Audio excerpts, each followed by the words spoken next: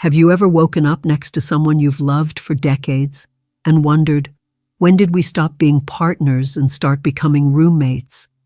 It's not sudden. There's no loud explosion, just a slow drift, the kind that creeps in quietly, between laundry loads, doctor's visits, forgotten anniversaries, and long silences over dinner. You tell yourself it's just a phase. You keep going, because you always have.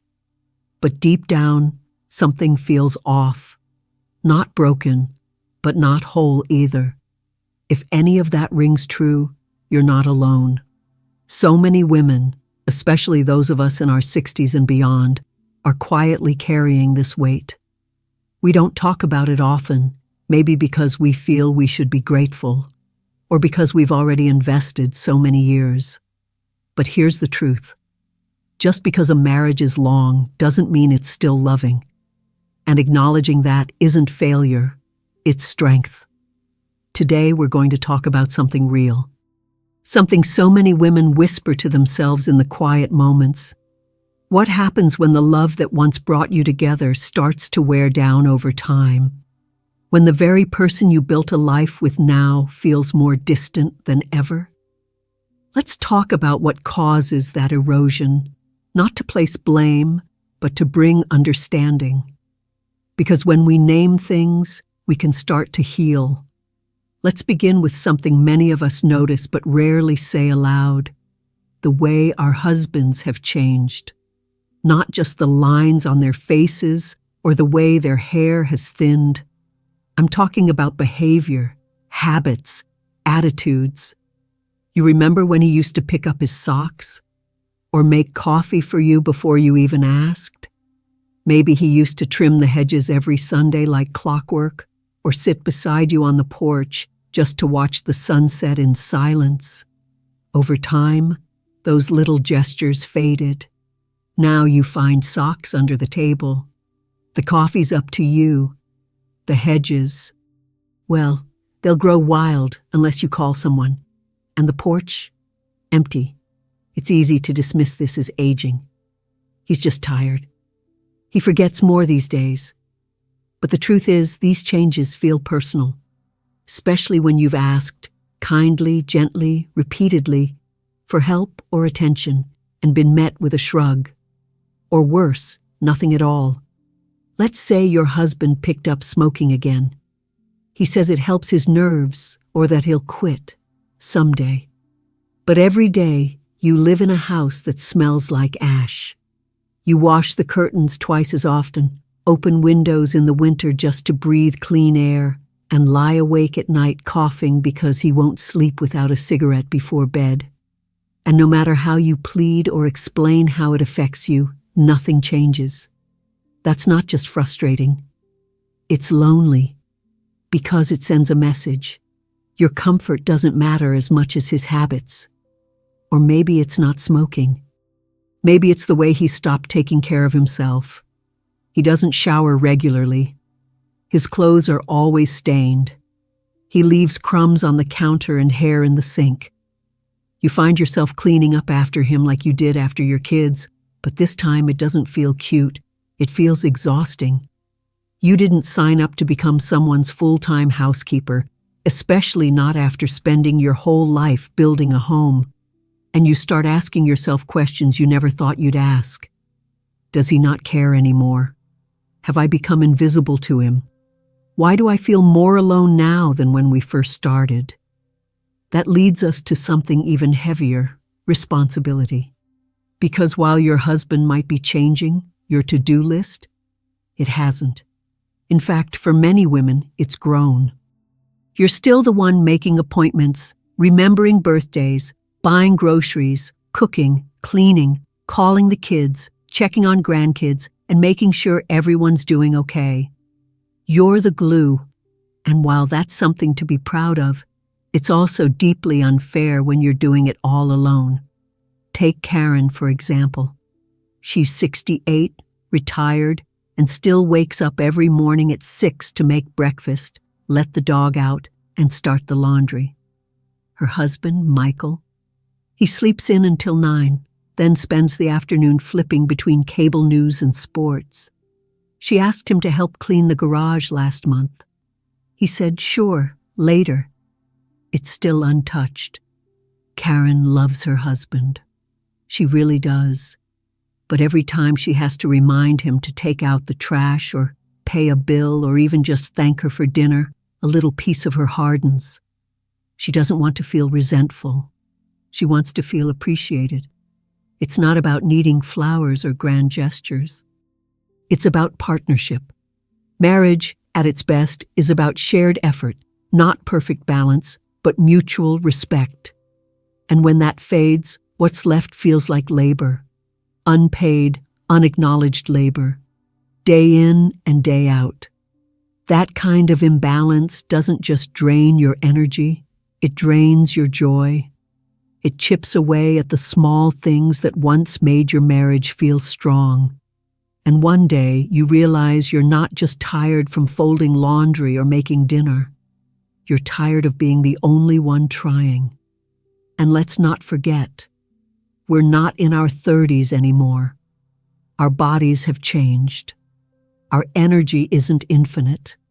Many of us are managing our own health challenges, aches, medications, doctor visits, and still pushing ourselves to care for someone else who won't meet us halfway. Maybe you've noticed your husband's health has declined. That's not his fault. Aging is real and sometimes cruel. But when his choices are part of the problem, like refusing to eat better, skipping doctor visits, or refusing to quit smoking, it's hard not to feel angry. Susan told me once that her husband Robert used to hike with her every weekend. It was their thing, their ritual. But now, he won't even walk around the block. She's begged him to see a cardiologist, but he says, "I'm fine."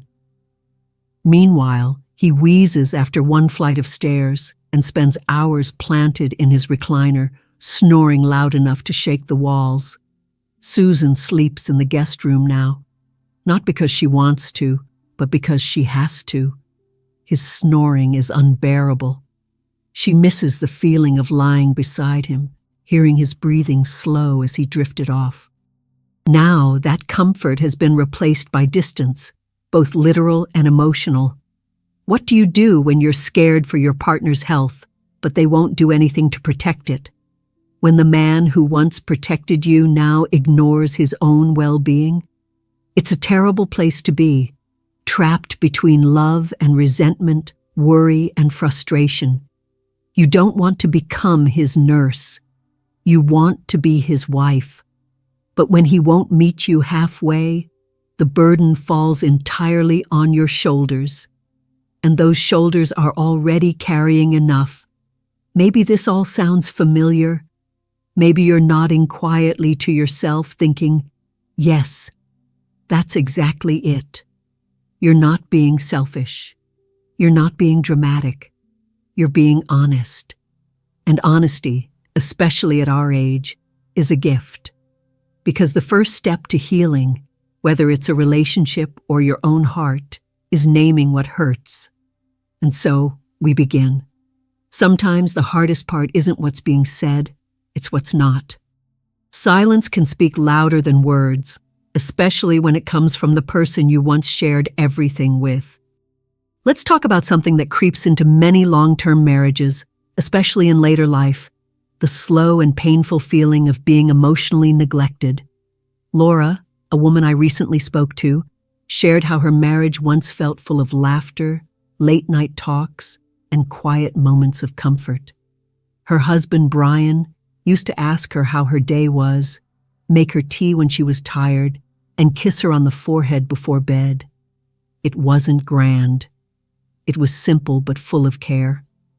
Now, he barely looks up from his phone. They sit in the same room, but the distance between them feels like a canyon. She tells him stories about the grandkids, about the neighbors, about a book she's reading, and he responds with a nod or a grunt. Sometimes not at all. She doesn't want flowers or poems. She wants presence, a little curiosity, some sign that she's still seen. Emotional neglect doesn't always come from cruelty. Sometimes it's just disinterest, a slow fade of attention. And while it may seem minor to outsiders, it hurts deeply because it makes you question your worth. Are you still lovable? Still interesting? Still someone he notices? And it's not just about conversation. It's about contribution. When your partner stops helping with even the smallest of tasks, it begins to feel like you're in this life alone. I once heard someone say that being alone in a marriage is lonelier than being alone outside of one. And I think there's truth to that, because we expect loneliness when we live by ourselves. But when someone's sitting 5 feet away and doesn't see you, that's a different kind of ache. Maybe you've been there, carrying the weight of the home, the kids, the finances, and still trying to smile through it. You wash his clothes, cook his meals, refill his prescriptions, and in return, silence. No gratitude, no warmth, just expectation. And here's the thing, we often internalize that. We tell ourselves maybe we're being too sensitive. Maybe he's tired. Maybe this is just what marriage looks like after 30 or 40 years. But let me remind you of something. You are not invisible. Your needs, your emotions, your longing for connection, they matter. You deserve to be heard, to be touched, to be valued. Let's take a moment to talk about another quiet shift that affects many couples as they age. Intimacy. It's not always easy to talk about, but it's real, and it matters. When you're in your 40s and 50s, intimacy can shift from being constant and spontaneous to something that requires a little more intention. That's natural. But when it fades altogether, and your emotional connection isn't there to support it, it leaves behind a void. Amanda and her husband Daniel had been together since their 20s. They used to laugh in bed, share secrets, cuddle on the couch. But now they hardly touch. Daniel's libido faded after some health issues and stress, and instead of talking about it, he just shut down. Amanda tried to be patient. She gave him space. She approached him gently, hoping they could talk about what was changing. But he brushed it off, said he was just tired, too busy, not in the mood, again and again. Meanwhile, Amanda, now in her mid-60s, found herself craving connection more than ever. Not just physical, but emotional too. She wanted to feel desired, wanted to feel close. But every time she tried, she felt rejected. That kind of distance takes a toll. It's not about needing passion every night. It's about needing to feel wanted, to be touched with love, to have a partner who still looks at you like you matter. And when that's gone, you start wondering, is it me? Have I changed too much? Have I lost something? It chips away at your self-esteem, even if you don't want it to. Let me say this clearly. Your worth is not measured by how someone else responds to you. It's not selfish to want affection. It's not wrong to miss intimacy. And it's never too late to have an honest conversation about what you need, whether that means seeking connection or finding peace within yourself.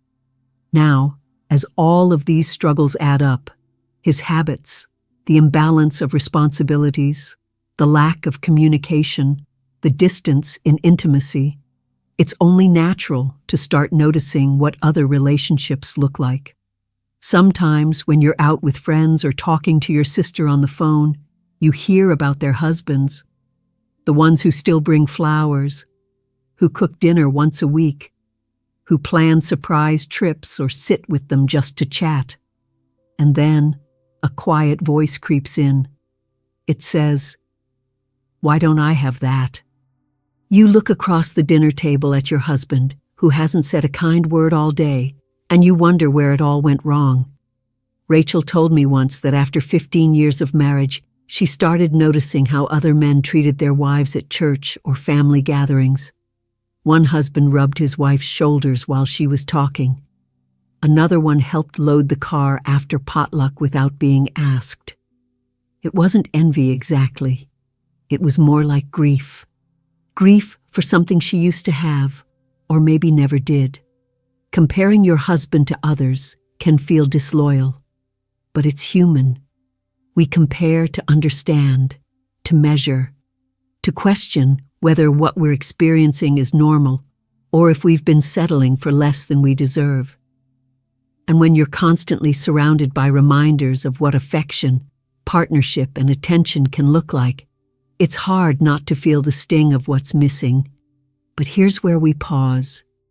Comparison, while natural, can also cloud our ability to make clear choices. The goal isn't to find a fantasy elsewhere. It's to examine what we've built and decide whether it still serves us, whether it still brings us warmth, or if we're clinging to cold memories out of fear. Because sometimes we compare not because we want something extravagant, but because we're starving for the basics: kindness, help, respect, affection. If you've ever caught yourself wondering why you feel so unseen, or why your marriage feels more like a job than a joy, I want you to know you are not alone. You're allowed to ask for more. You're allowed to expect more. And you're allowed to mourn the version of your marriage you thought would last forever. That doesn't make you bitter. It makes you brave. There's something deeply painful about loving someone who no longer tries. Not because they can't, but because somewhere along the way they stopped choosing to. You begin to wonder if you're the only one holding the weight of the relationship. You question whether staying is strength or surrender. And yet, so many of us stay, out of habit, out of hope, or simply because we don't know where else to go. Nicole told me a story I can't forget. She and her husband Kevin have been married for over 30 years. In the beginning, he was charming, well-groomed, thoughtful, always making an effort. But somewhere between raising kids, paying bills, and life just happening, Kevin began to let go.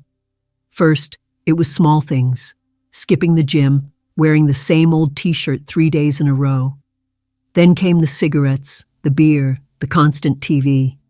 And before long, Nicole couldn't remember the last time he looked like the man she fell in love with. It wasn't about appearance. It was about care, about effort, about the silent message it sends when someone stops trying. Kevin's snoring got so bad, Nicole had to start sleeping on the couch. His breath reeked of smoke, and his body carried a smell she couldn't wash out of the sheets, no matter how often she changed them. She started avoiding intimacy, not because she didn't love him, but because she physically couldn't be near him without feeling overwhelmed. She'd ask him to shower, to brush his teeth, to trim his nails. And each time he'd roll his eyes or say, "It's not a big deal." But it was. It is. Because when someone refuses to care for themselves, it becomes harder and harder for you to care for them. Nicole said, "I used to feel like his wife. Now I feel like his mother." That shift, when a romantic partnership turns into a caretaker relationship, can be devastating. It strips away the closeness, the mutual desire, the respect. You stop feeling like lovers. You stop even feeling like equals. And in that space, resentment grows like mold in the dark. Sometimes it's not even neglect or illness that causes this drift. Sometimes it's betrayal. Elizabeth, another woman I've spoken with, shared the kind of story that makes your chest tighten.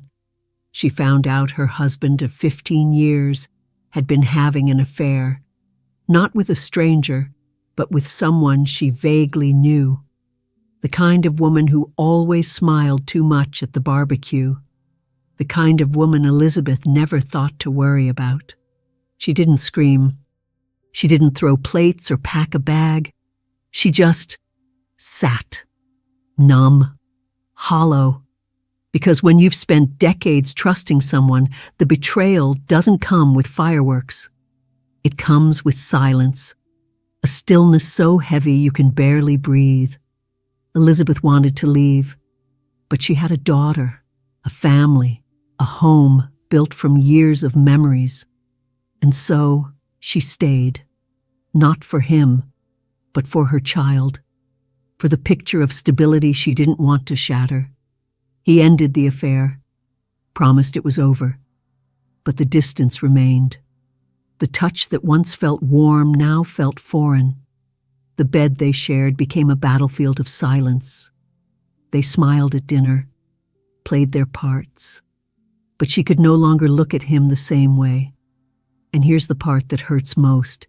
She blamed herself, wondered if she'd done something wrong, if she'd aged too much, gotten too tired, lost her spark. But the truth is, betrayal is never justified. And no matter how much you give, you cannot stop someone from making their own choices. Still, Elizabeth stayed. And every day she quietly resented the man who broke her heart. She stayed in a marriage that looked perfect from the outside but was hollow on the inside. There are so many women like Elizabeth, like Nicole, like Susan, Karen, Amanda, and Laura. Women who gave their best years, their bodies, their hearts to someone who eventually stopped seeing them. Women who stayed because they were taught that staying was noble, that loyalty was more important than joy, that commitment meant silence. But what if we questioned that? What if we said, loyalty also means being loyal to yourself? What if commitment means committing to your peace? And what if love means knowing when something no longer serves you? Now that doesn't mean walking out the door today. It doesn't mean giving up. But it does mean waking up. Looking at your life with clear, honest eyes. Melissa once said to me, "I'm not asking for a fairy tale. I just want to stop feeling like I'm drowning in my own house." She had a husband, Eric, who refused to work consistently, played video games into the night, never thought about the future. She paid the bills. She managed the home. She raised the kids. And he drifted. Every time she brought up her worries, he'd say, "You worry too much," or "Why are you always so negative?" Meanwhile, the house was falling apart. Their savings were gone, and Melissa was running on empty. What broke her wasn't the money. It was the indifference. She told me, "I just wanted him to care. Not even to fix everything, just to care enough to try."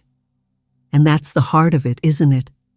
When you're in a marriage where you're the only one trying, it stops feeling like a marriage. It starts feeling like survival. So, where do we go from here? We start by remembering this. It's okay to want more. It's okay to say, "This isn't what I signed up for." It's okay to mourn the marriage you thought you had. It's okay to crave connection, touch, laughter, softness. You don't owe anyone your silence. You don't owe anyone a lifetime of self-sacrifice. And you certainly don't owe anyone your joy. Whether you choose to stay and rebuild, or you choose to leave and reclaim yourself, both are brave. Both are valid. Both deserve honor. You are not selfish for wanting to feel seen. You are not difficult for asking to be treated with love. And you are not broken because your marriage isn't what it used to be. You are a whole, beautiful woman with wisdom in your bones and years of love still left to give, whether that love goes to a partner, a friend, a child, or most importantly, to yourself. If this video spoke to something deep in your heart, I hope you'll take a moment to share your thoughts in the comments. You never know who else might need to hear your words. We are not alone in this. And when we speak our truth, we make space for healing, not just for ourselves, but for others too. If this message helped you in any way, please like the video and subscribe to Elderly Faith Journey. Your support means the world, and helps us keep making content that speaks to your heart. Here's to living your truth, to loving boldly, and to never forgetting that you matter, your feelings, your story, your future. Here's to living your best life at any age.